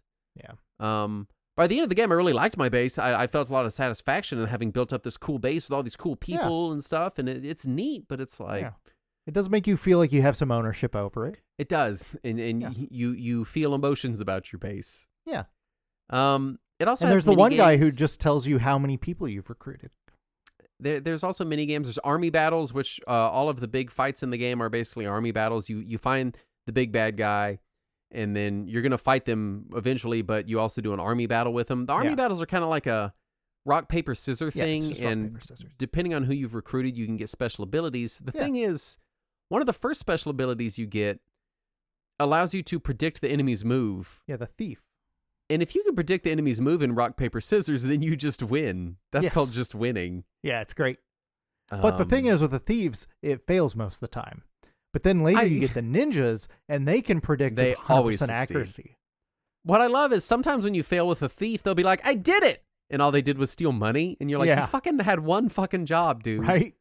I don't need 2,000 potch. I need you to tell me what they're going to attack with. Yeah, that first thief guy is the most useless. And then late in the game, they suddenly force him into your party for a while. And, and I've never used him at that point ever. So I'm like, same motherfucker. He died immediately and then just laid there dead on the floor for a bunch of battles. So I was like, all right, I guess I'll fucking fix him up. Yeah. The army battles they're a fun enough mini game. And usually it always feels tilted in your favor. Yeah, the army battles in the later games are a little more fleshed out to where it actually feels like a tactical experience instead of just rock, paper, scissors. But it was still neat to have it here. It was a neat addition. Sure. I thought they were cool. I enjoyed them. I'll say that. Yeah. I enjoyed doing a couple of them I had to repeat because sometimes the enemy will be using tactics and it's not clear where in the rock, paper, scissors paradigm that attack fits. Yeah. Which is kind of frustrating. And there are also battles you're supposed to lose in this game. Right. And also the army battles, there is a chance that if you choose poorly and the enemy gets the upper hand, it can permanently kill one of your party members. Yeah. I lost one guy in the game because of that. Oh, yeah. I will always save scum it. I will reset if I lose somebody. Another person just got injured and then they were fine, but it's just... Right. The idea that you can like randomly lose a character you didn't commit to anything is, I think, just bad design, flat out. And granted, story characters won't die. If they're important to the story, they won't die. But the other incidentals that you recruit can die. So you also have duels. There's only like 3 or 4 of these in the game. Yeah. They're used in a couple of key moments, like when you fight your father. You duel. You end up dueling Tio twice. Once as Pawn and once as Tyr. The duels are also kind of rock, paper, scissors, but you're supposed to anticipate the enemy's move based on the dialogue they say, which is a really cool idea. Yeah. The problem is, like, some of them, like the fight with Tio, I had to do, I think, 4 times. Yeah. Because he kept using some kind of something that, like, even though I was choosing the correct response, I had dialogue trees open on my phone. I was choosing the correct response. he was still dealing more damage than I could. And especially that first time when you're playing as Pawn, if you have not been leveling up Pawn, even if you choose correctly, he's going to do more damage than you. Yeah. And I had that same thing going on with my tier fight, and I had to repeat it. But when you repeat it, you also have to repeat the army battle. Right. Because it bounces you back, because the remaster doesn't include any kind of autosave function. It does. Okay. It's the stupidest auto. So it's the worst autosave. Anytime you enter a screen with a save point, it autosaves. It autosaves. Yeah. Which, guess what you don't need when you're on a screen with a save point, Saturn? You want to guess? An autosave? Yeah! It's I don't so need dumb. one then. I'm at a save point. What are you fucking doing? It was the worst possible implementation of autosave I've ever seen. So stupid. I think it's the save system. Part of the save records whatever screen you're on, and they were too lazy to make a new save system that would record other screens. Yeah. There are some true mini games. There's a dice mini game, which is kind of fun. There's a interesting take on memory. Which is this kind of like exploding memory where it flips up. It's kind of like Othello and memory put together, which I thought was pretty fun. Yeah. There's a hot spring you can deck out with shit, which I didn't do, but it's cool. It's just a lot of little things. There's a lot of stuff, and it's interesting playing this because we had covered Ayuden Chronicle not long ago, and I didn't like it, and you didn't like it. Yeah. Kind of bounced off it. I didn't dislike it. I just bounced off it. Yeah, and playing this, which is very much the game that Ayuden Chronicle is riffing off of. Well, this and the sequels presumably as well. Right. It feels like two extremes, right? Suikoden is like there's almost not enough of anything here to be much, but because it's not a very long experience. Yeah, but because it's not a very long experience, it's not that offensive. If this game was 20 hours long, I would hate it. I'd be like, this is a piece of fucking shit. Yeah.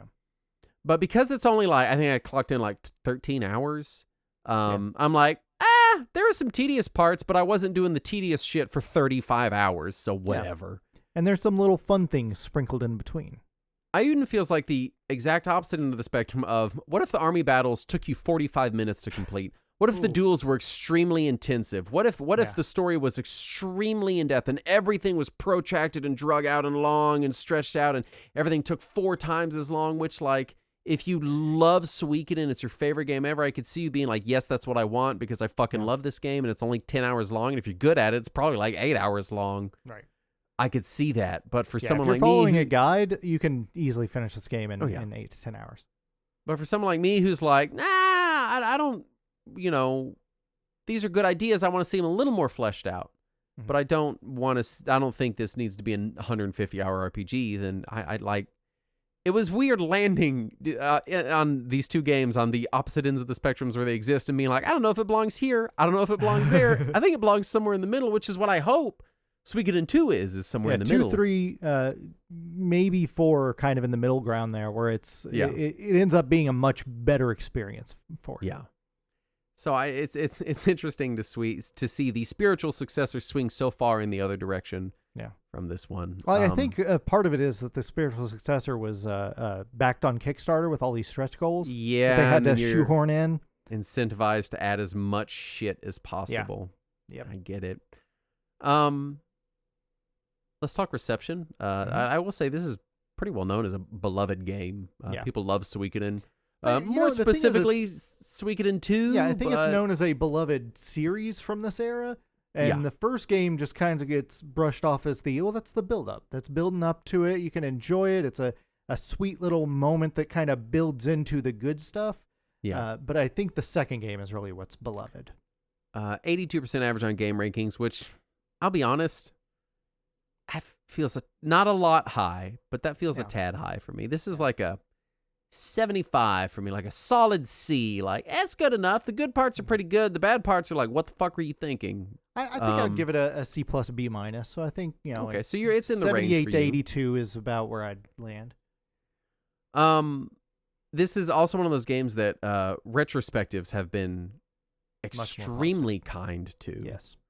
And what I didn't expect going into this was how dated this felt. And I didn't realize till I was talking to you, and you're like, yeah, it was super early PlayStation. I was like, oh yeah. This is virtually a Super Nintendo game. Yeah. This is effectively a launch PlayStation game. And with that, and again, I had Travis at GameStop, fucking Travis, selling me that this is like, fuck Final Fantasy 7, 9, 10, whatever, Suikoden. This is the fucking game. And I'm like, this feels like a prologue.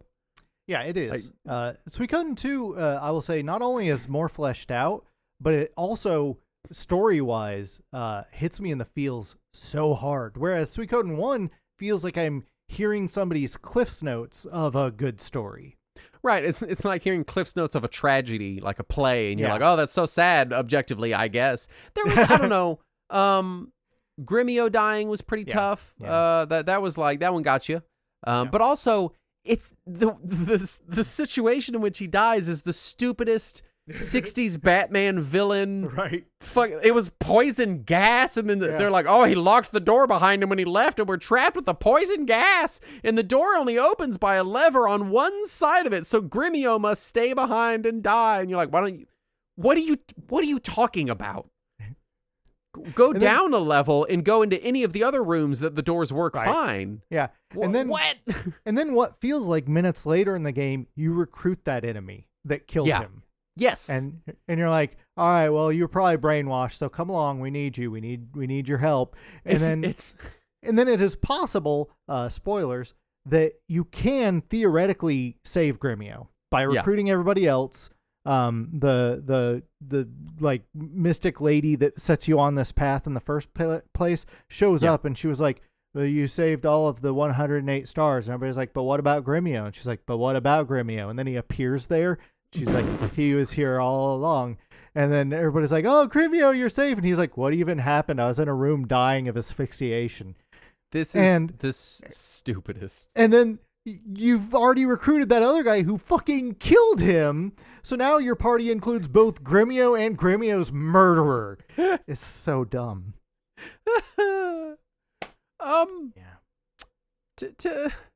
Anyway, Famitsu gave it a 26 out of 40. I think that's kind of okay. I agree with Famitsu, I think. I think I'm right but there. later, re-reviewed the game with a 90% average and referred to it as one of the best RPGs of the era. Okay, when they say era, I'm guessing they mean a year range. Maybe. I'm so guessing if we're they talking mean like RPGs of like 1990, we'll say, let's see, this was 96, right? 95 in Japan, I believe. Okay, let's give it a range. Let's say 93 to 90, I don't know, 7. A few years here, a few years of RPGs.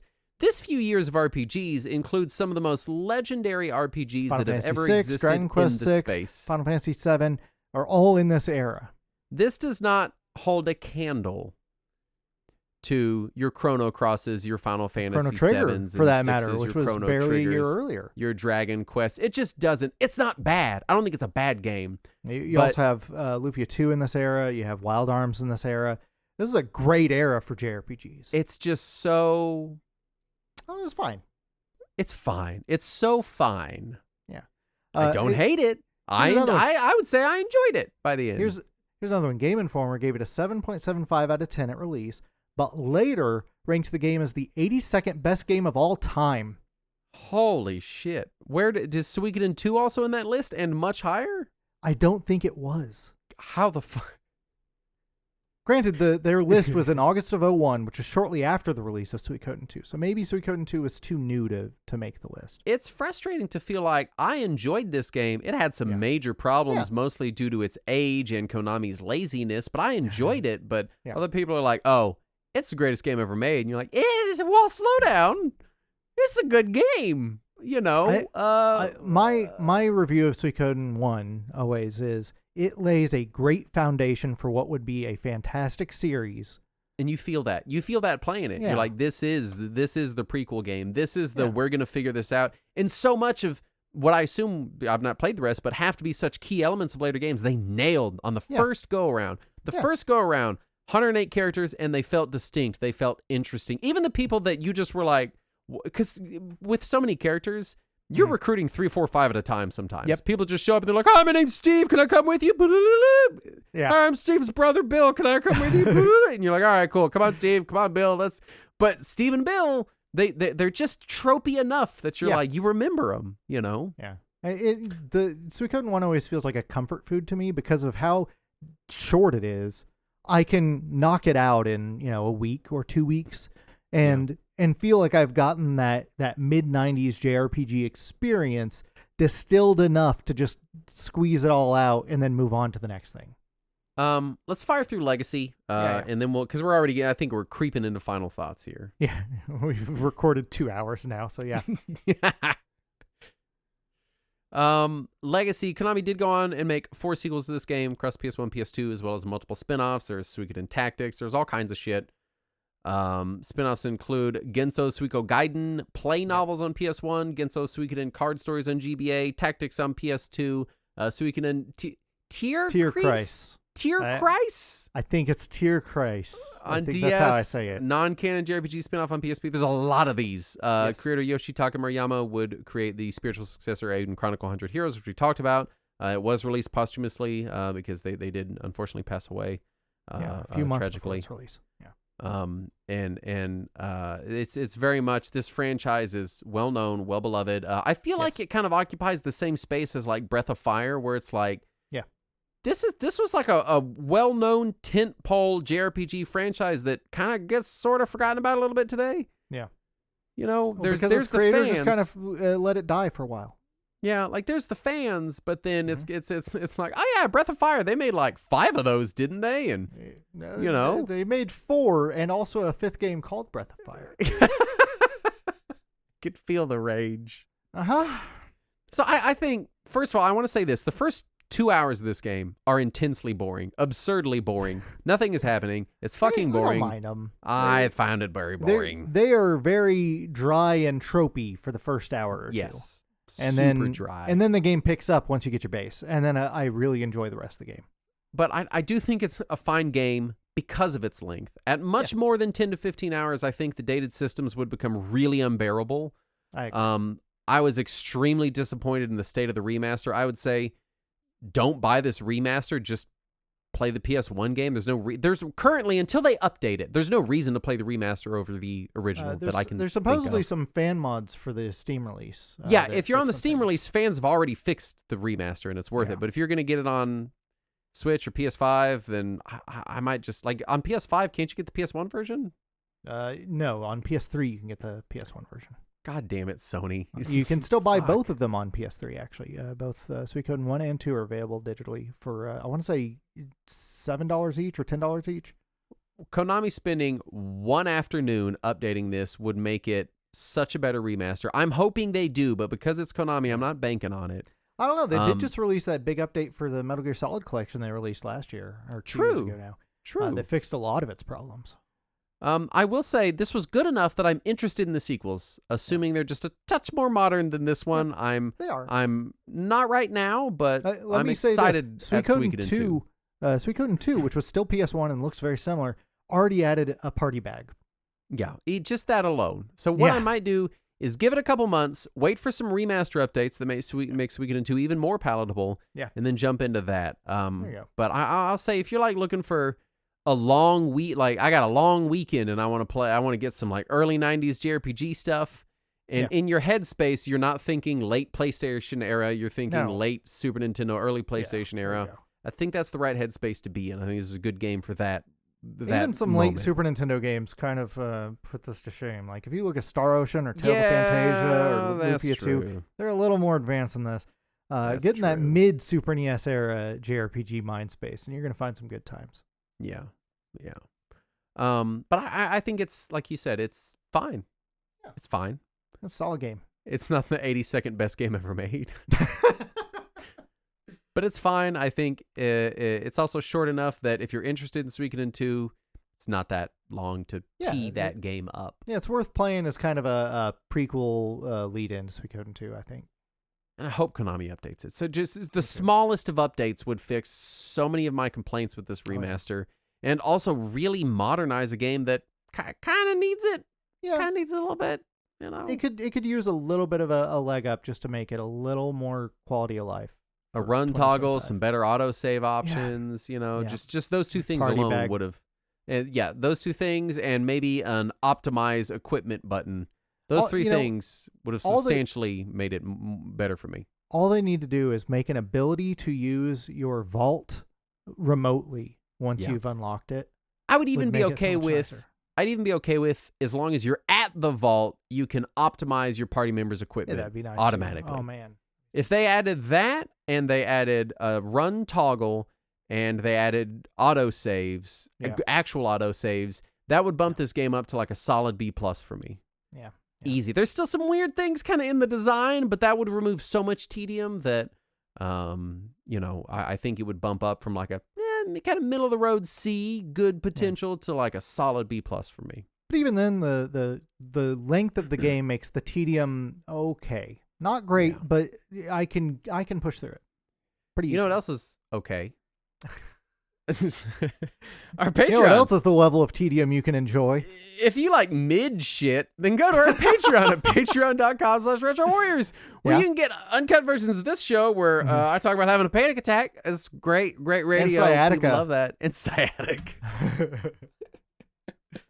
When I was a child, I thought sciatica was like the name of a prison somewhere. Like, oh yeah, see, I thought it was the name of an extreme rock band. I could see that. We're sciatica. Thank you, Seattle. We want to thank the following patrons for their kind donations. Did I say the URL? Patreon.com/RetroWarriors. Yes. We want to thank 4E Care and Dean Schmidt, Eric Eaton, and Jacob Stacy, McGrew, Vega, Victor Villa, Ed Webb, Michael Cabedi, and Jose Rodriguez. They all gave us money. Patreon.com/RetroWarriors. You can too if you have internet. If you still have money in the future. Yeah, if you got money in the future, depending on where it is in the future, we may also accept water or canned foods or guzzling, depending on the exact loadout of which apocalypse we've careened into as a society. Or whatever crypto is currently accepted at grocery stores. Right. Because in the future, the only way you can buy food is with crypto. Yeah. So I assume that this is all. I'm so sad now. Anyway. Thank you for listening. We'll be back next week. And as always, let us cling together.